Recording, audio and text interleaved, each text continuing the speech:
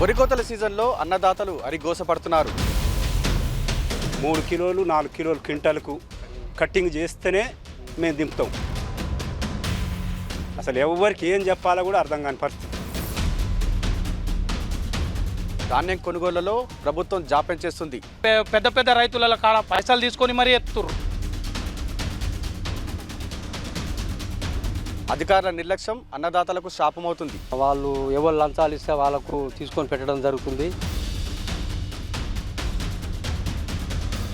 ఇప్పుడన్నా నష్టపోకుండా చూడాలని గవర్నమెంట్ని దండం పెట్టి వేడుకుంటుంది.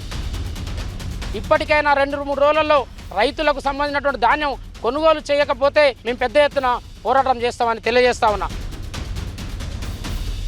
పాలకుల అలసత్వం, అధికారుల నిర్లక్ష్యం రైతులకు శాపంగా మారుతుందనేటువంటి అభిప్రాయం వ్యక్తమవుతా ఉంది. పిఎస్సి సెంటర్లో ఏం చేస్తే చేసుకోవాలని మారుతున్నారు. ఇది పద్ధతి.